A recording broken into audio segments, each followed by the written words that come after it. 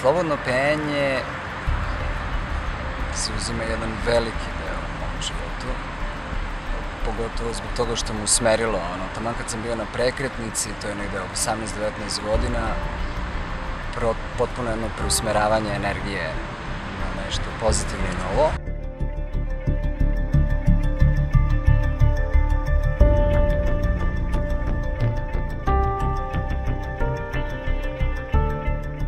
A toliko mi je bitno i važno zato što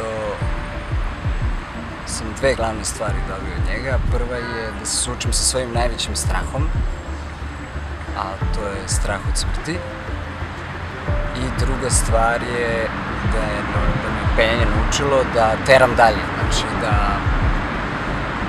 pored svih životnih problema i nekih prepreka da uvek možemo i moramo da ustanemo i da probamo ponovo.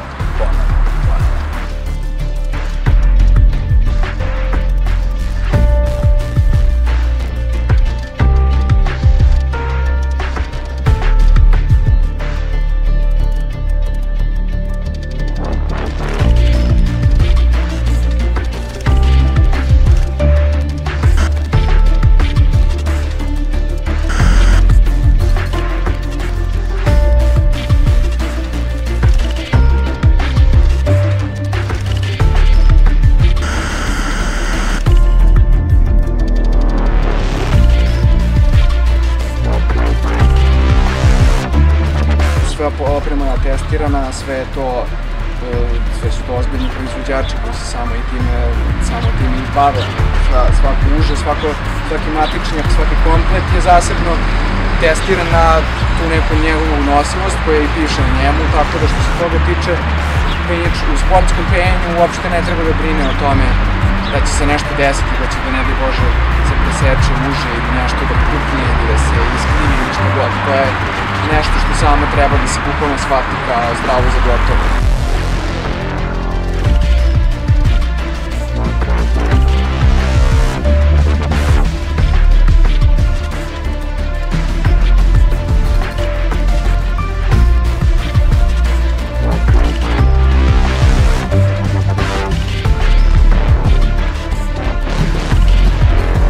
Oprema je zapravo jedina sigurno karika u lancu.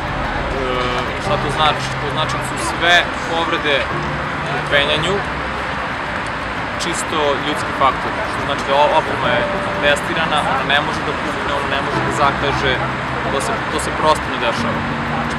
To je jako česta zabluda, ljudi pitaju da li će to mene da li može da me nosi, da li slične pitanja.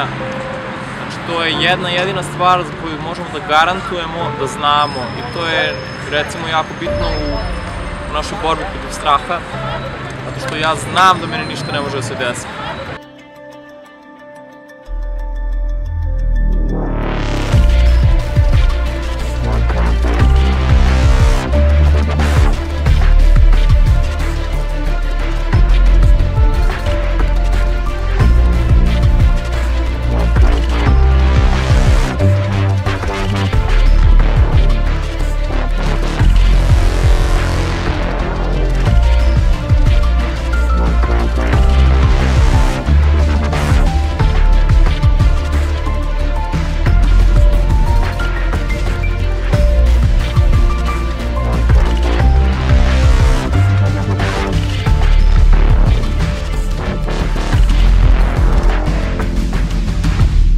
Generalno postoji dogma da se penjači ne boje visine. To prosto nije tačno. Mi smo svi pre svega ljudi, znači kao i svi ostali, i mi se bojimo isto i visine. Neko se boji više, neko se boji manje.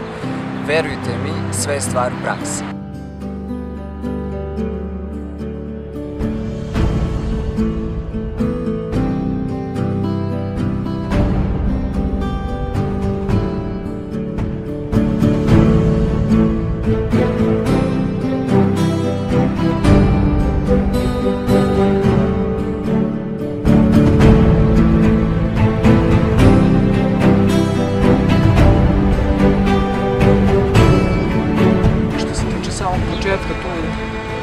početku je samo malo čudni su ti pokreti, malo dok se naviknu prsti, malo podrtnice, ali onda se vidi jako brzo jako brz napredak i jednostavno ljudi počinju da uživaju mnogo više u tome zato što i sami vide da je nešto mogu da postignu što nekoga im izgledalo nemoguće.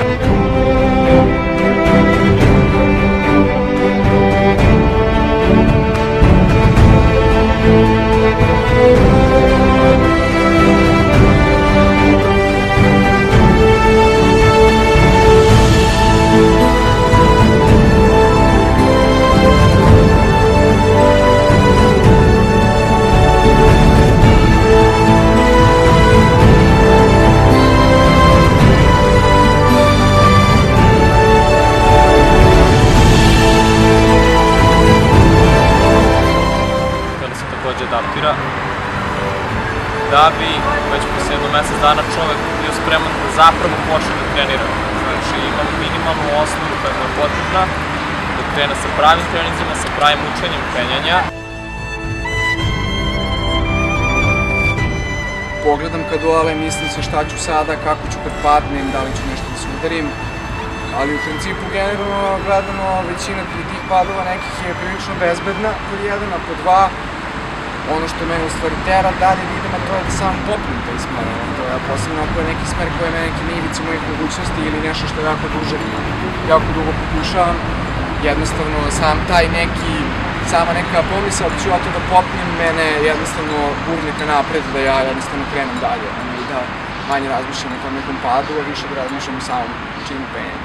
Nekako je najbitnija pobeda ona nad samim sobom, nad nekim svojim strahovima i sumnjama i prosto da uradimo nešto što nam je delovalo potpuno nemoguće pre samo nekoliko dana. Što je jedan jedinstven osjećaj i to je ono što pokreće sve penjače.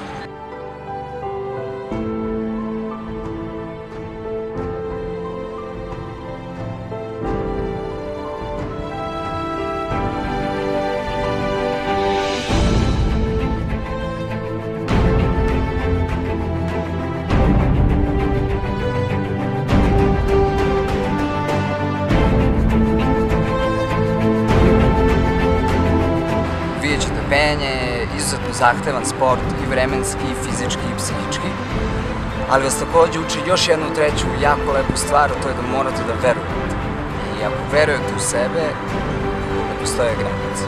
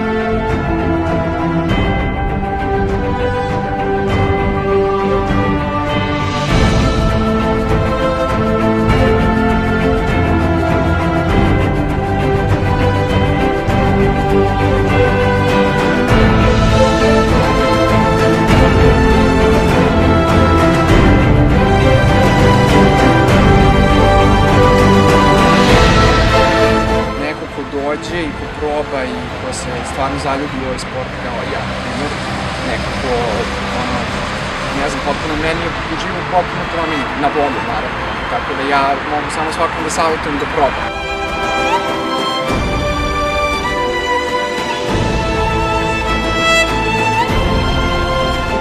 U najgorem slučaju jednom dobrom spisnu više.